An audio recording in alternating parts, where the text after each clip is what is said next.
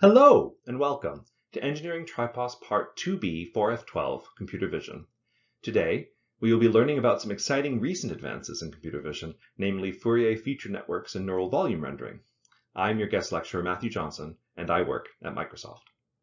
Specifically, I am part of the team working to deliver Mesh, a platform for human interaction and collaboration in mixed reality. While Mesh is a very complex undertaking, the team I'm on focuses on two things in particular, displaying holograms of people and things. Here you can see three people, two of whom are collaborating via Mesh. On the right, this photorealistic representation you see requires dedicated hardware to provide the holoportation. On the left is a more idealized avatar for a user who does not have this hardware. Ideally, we would like all users to have the option of using a photorealistic avatar regardless of their input modality. This is where neural rendering enters the picture. At a high level, neural rendering comes in two flavors. The first is what I call pure neural rendering, in which every pixel is predicted directly by the neural net, such as is the case with generative adversarial networks or variational autoencoders. The second is hybrid neural rendering, in which part of an existing graphics pipeline, such as rasterization or volume rendering, is replaced by a neural component. Examples here would be neural radiance fields or neural textures. Take a look at this video on the right. What you see here is a rendered photorealistic representation that was created without the need for dedicated hardware for recording and transmission, and it was made possible via the topics we are going to discuss today in our lecture. We can use this technology to create neural avatars like this one, or high-quality renderings of physical objects or locations trained entirely from photographs, no special scanning equipment required. But I'm getting ahead of myself. Let's go back to the beginning. Today we will be discussing Fourier Feature Networks and their many applications. You're probably wondering what they are, perhaps with some sense of foreboding. As you've noticed by now, they have Fourier in the title, so that means it's time for a quick review of Part 1b, Signal and Data Analysis. Fourier Transforms, what are they? Well, they allow us to go from the time domain into the frequency domain, and inverse Fourier Transforms allow us to go from the frequency domain back into the time domain. And this is often a very useful thing to do. For example, we have here a signal that's made up of several sinusoids. In the time domain, it's quite complex, lots of samples, etc. In the frequency domain, however, it's quite simple. Very few values needed to represent that whole signal. And so even just for compression, Fourier transforms can be quite useful. So how does this work? Well, in the frequency domain, we describe several basis functions, which we linearly combine to reconstruct the original signal. So here we have one coming in at 0 Hertz, or the DC component. This essentially just moves the function up or down. Then at 1 Hertz, we have a sinusoid. That's the first term from the function. And that gets us a good ways of the way there to representing this signal. If we go to 2 Hertz for the second sinusoid, we end up now with something that's getting quite close to the signal. And then finally, at 5 Hertz, we can add in the cosine wave, and we get more or less an accurate reconstruction of the original signal. But I mean, come on. Fourier lived hundreds of years ago. It's old and busted. We want to do something exciting and new, like modeling 1D signals with neural nets. Surely that's a thing that we can do. Neural nets are universal function approximators after all.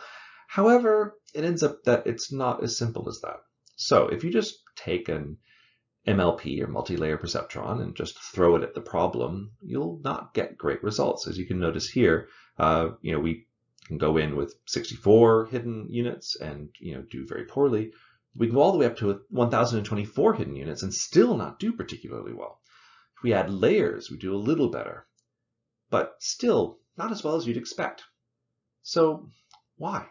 Why is this? Why is it that neural nets can't model these functions as well as we can using kind of more traditional Fourier analysis? Well, let's take a look at what's happening under the hood. So we see here an animation of the training process of that first network that I mentioned, the one with 1 layer and 64 channels. And you can kind of see how it's trying to solve this problem. So on the left, we see the activations of the top 16 hidden layers, and those activations are being multiplied against the slopes and biases assigned to them in the output layer. And those are going to be combined together linearly to produce the reconstruction that you see on the right.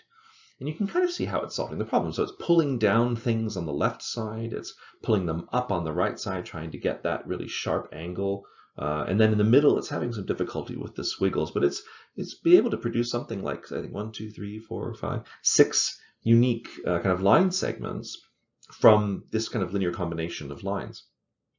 But you also can see why adding more channels doesn't help.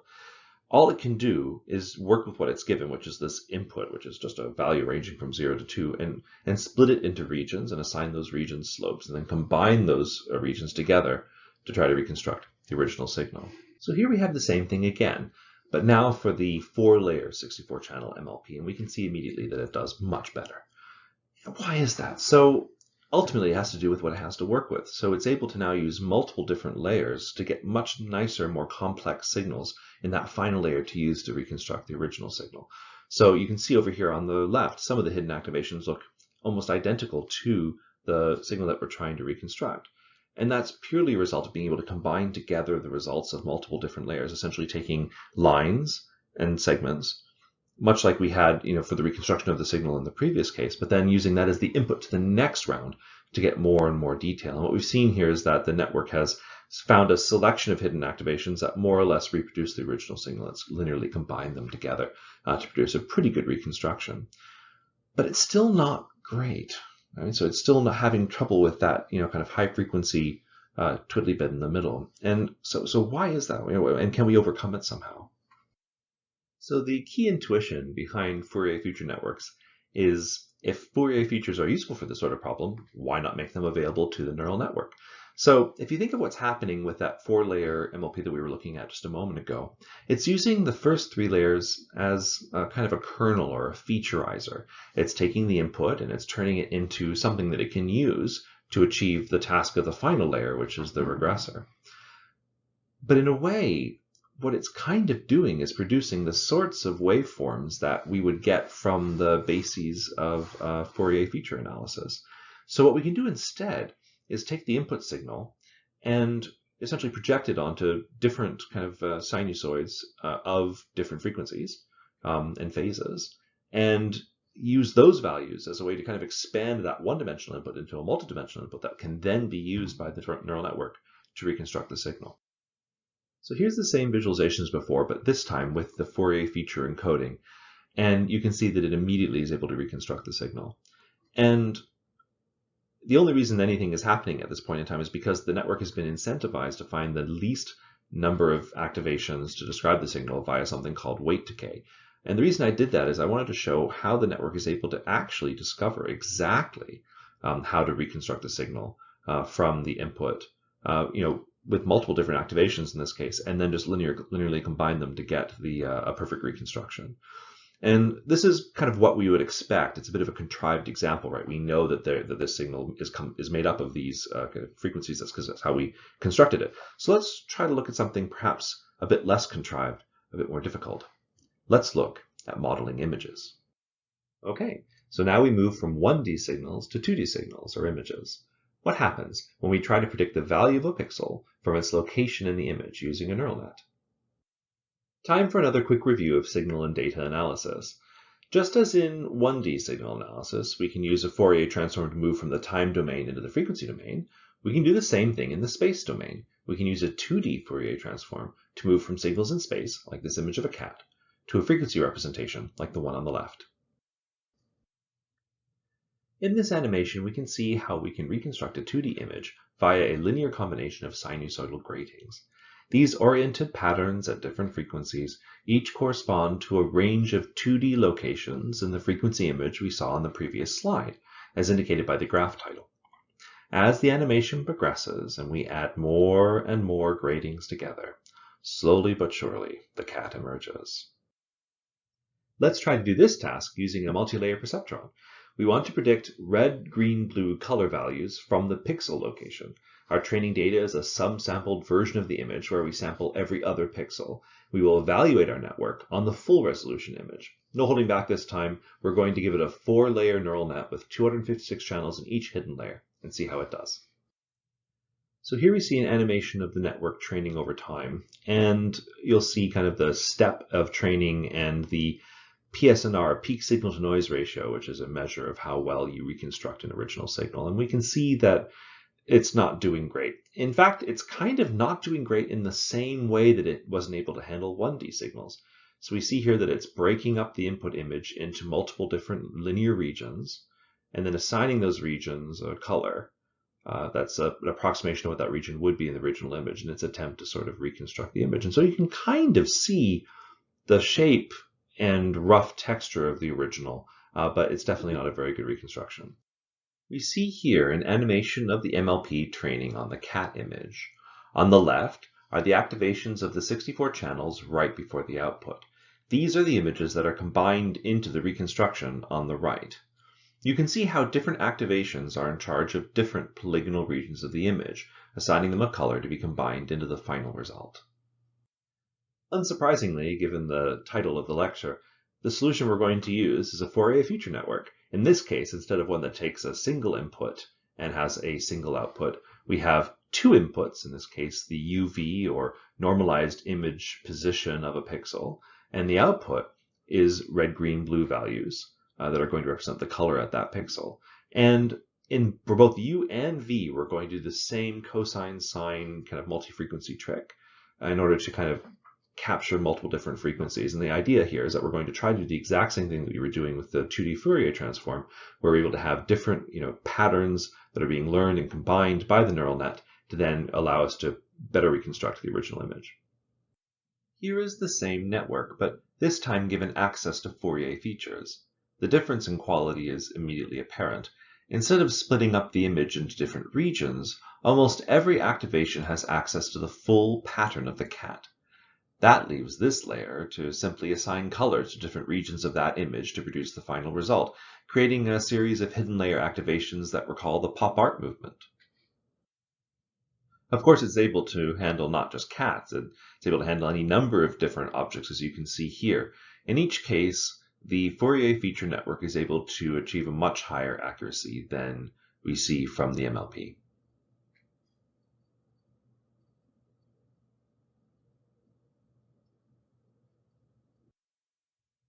I know what you're thinking. There's a pattern here. I bet 3D is next. And you would be right. But first, we need to take a slight detour to discuss volume rendering, a technique for rendering 2D images of 3D scenes that many of you may not be familiar with, but which is essential for understanding what follows. Let's begin with a quick review of the material from earlier in this course. These equations should be very familiar to you now. The camera matrix C projects 3D points XYZ into 2D UV coordinates in the image plane. We can see this happening here in the animation. First, the object is rotated by R and then translated by T via the world to camera matrix. Then, the camera projects the object onto the image plane, represented here by rays shooting from points on the object through the image plane and into the camera origin. What happens if we invert this process? The result is ray casting, a technique used by many rendering pipelines to create images from 3D geometry. First, the camera is rotated and translated by the camera to world matrix, the inverse of the world to camera matrix. We then shoot rays out from the camera and into the scene and intersect them with geometry and lighting to determine the values of the pixels. These rays start at the camera location, which is the result of multiplying the camera to world matrix with the origin. We find their direction by unprojecting the UV pixel locations using the inverse of the camera matrix and subtracting the camera origin. We can then march forward along this ray using a single scalar value t.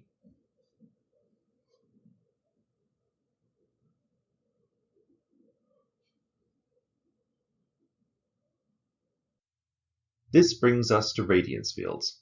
There is a lot here to take in, so we will take it slowly. A radiance field is a function that maps a space, in this case the Cartesian XYZ space, into color and opacity. We can use this radiance field to render objects via volumetric ray casting. The key equation is the one in the top right, which determines the color values of a ray R by integrating over the radiance field along the ray from the near plane, T of n, to the far plane, T of f. There are three components to this integral: T of t, which keeps track of how solid the stuff in front of the current position is; sigma of r of t, which is the opacity from the radiance field, that is how solid this position is; and then finally c of r of t, what this position looks like. Recall from the previous slide that r of t is a function that takes a scalar value t, indicating distance along array r, and returns an xyz position in space. Naturally, we will need a discrete approximation of this integral, which we see below. The graph in the bottom left shows you the values of big T and sigma over the course of an example ray. Note how the ray passes through two objects, indicated by the two peaks in the blue function. However, the value of T goes from 1 as it passes through empty space to 0 once it hits the peak of the first object. As a result, the pixels from the second object contribute almost nothing to the final values of the sum. If the first object was less opaque, then the value of T would drop more slowly, and thus allow more of the object behind to show through. Let's look at all of that in a more visual way. In this animation, we track the path of a ray from the camera origin through the image plane and off into space. Once we hit the bounds of the rendering volume, we start collecting samples from the near plane to the far plane. Rays from all the other cameras are being cast as well, collecting samples of their own. We then sum all of these samples together, weighted by the opacity and T values, resulting in the final pixel value. From a machine learning perspective, what's exciting about this process is that it is entirely differentiable from the first ray being shot out to the final image render, meaning that we can use it as a way to train neural nets. We can also use it to train other representations as well.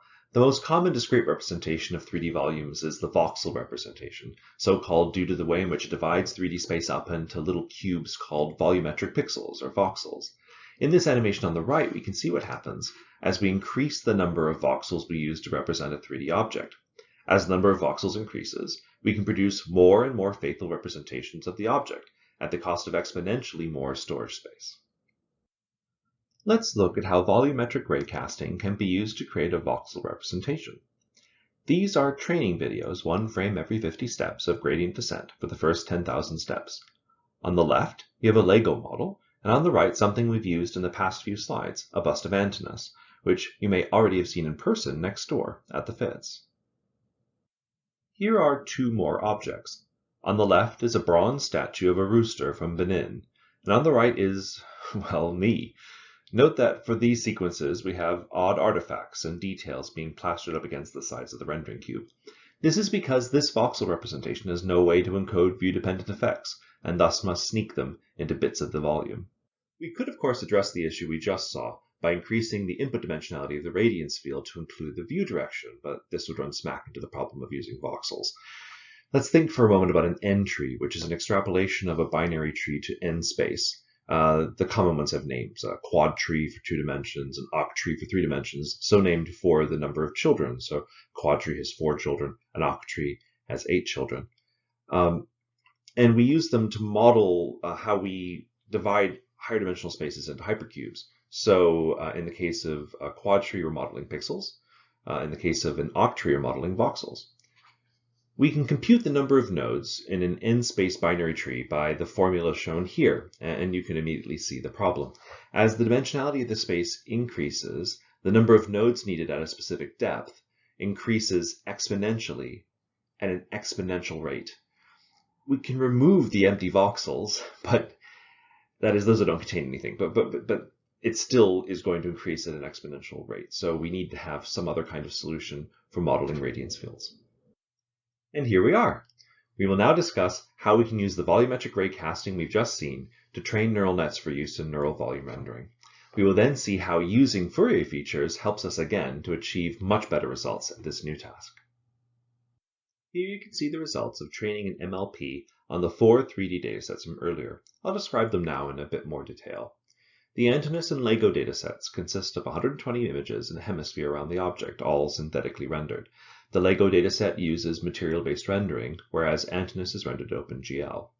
The Benin dataset consists of 84 photographs taken freestyle around the object by a photographer. And finally, the Matthew dataset consists of 36 photographs around the subject taken simultaneously by a capture rig. You probably noticed that the result from the MLP is quite blurry. This is because, again, all the network has to work with are the raw x, y, and z values, and thus it must carve up the space into polyhedrons and assign them colors, as you can see on the left. Each of these carvings of the space are then added together to create the blurry representation on the right. No surprises here. We will add in the same encodings as before, but this time in 3 dimensions, and see how the network is able to use them to better model the radiance field. Here is the training sequence for the Fourier Feature Network. As we saw in the 2D case, each neuron in the final layer has access to the full pattern of the object and can assign colors to either the positive or negative image of it that then get painted together into the final result that we see on the right.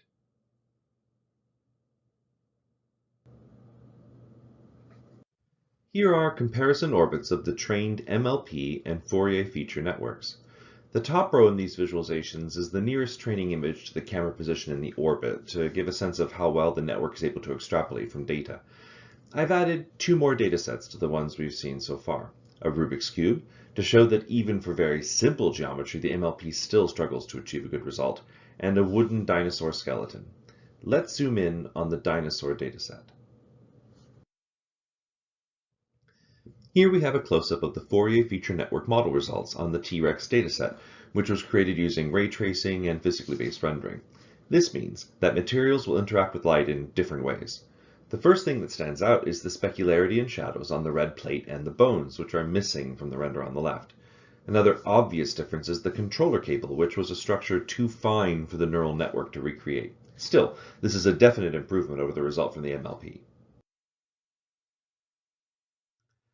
So we've already seen how Fourier feature networks can make a huge difference in modeling radiance fields, but there's more we can do here to improve quality. The first trick is obvious. Add more layers, make the network deeper. Next, we can look at different sampling approaches. In the video on the right, we see a visualization of the standard sampling strategy for volume rendering. Regular samples along the ray, bounded by a rendering volume, in this case a cube. Since our networks can model continuous positions in the space, there's no reason we can't perturb these samples randomly during training to allow the network to model more of the space, a technique called stratified sampling. The next sampling trick is to use the opacity predicted by a pre-trained model to bias our sampling towards the parts of the space that are likely to contain solid stuff, as you can see here. This allows us to learn fine detail on the object. Finally, we can add in the view direction. Since the network is a fixed size and deals with continuous values, we incur very little extra cost for doing so. At last, we arrive at the model for neural radiance fields, or NERF. In many ways, this is the exact same model we've been using all throughout this lecture, but there's some key differences. First, we've added a lot of layers. The main section is now kind of 8 layers deep. At that depth, you start getting some signal degradation just from the number of layers, and so we've added a skip connection that essentially takes the input encoded values and inserts them partway through the network, in this case at the 5th layer. We then take the outputs of this main section and we combine them with the encoded view direction value. So this is essentially the ray direction that the position is on. We then run those through 2 more layers to get the color, but importantly, not the opacity. We want to predict the opacity just from the position values alone. This will encourage kind of a positional consistency. Otherwise, the network could kind of plaster bits of the model all over the space to satisfy the constraints for the different camera views, much like we saw in the voxel representation earlier. We can see here how the changes we've made to the network structure and sampling strategy have paid off in a big way. First and foremost, the rendered picture on the left is sharp and clear, and the textures on the various objects are correct. The extra layers have helped us in this regard. Adding in view dependence also gives us all of the specularity and shadow effects we were missing before. Finally, the fine sampling gives us the controller cable. Here we can see the results of training a NERF model on the Antinous and LEGO datasets. Note the fidelity and consistency of the model despite the network having never seen these poses. Also note the view-dependent effects on the right, like the specularity on the tractor treads.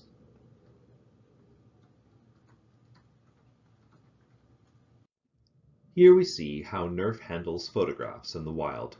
The lighting conditions, blurring from camera focus, and the specularity of the material cause some of these images to be blurred or have divergent lighting flares.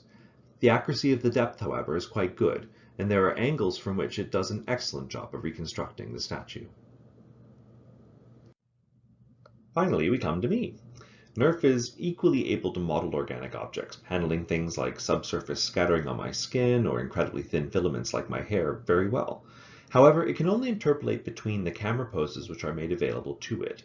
In this case, there were no cameras looking at the back of my head or below my lower torso, and so the material there is largely hallucinated. Still, it does a pretty good job overall. Thank you for your attention. I hope you find the material as exciting and interesting as I do. I encourage you to continue your learning by looking at the code in the GitHub repo listed here, and also at the Jupyter Notebook. All of the videos and visualizations you've just seen can be reproduced with the code you find there, and I hope you find them to be useful learning tools. If you want to read more about the topics we've discussed, please take a look at the materials made available by the authors of Fourier Features Let Networks Learn High-Frequency Functions in Low-Dimensional Domains and NERF, Representing Scenes as Neural Radiance Fields for View Synthesis. You can also look at the work we've done at Microsoft in this area by reading FastNERF, High-Fidelity Neural Rendering at 200 FPS, in which we show how to dramatically speed up these techniques in order to use them in mixed reality. Finally, if you liked the 3D videos and animations, be sure to check out ScenePick, an open source tool from Microsoft for creating interactive 3D visualizations that run right in your browser. Thank you again, and I'll see you later this week at the Q&A session.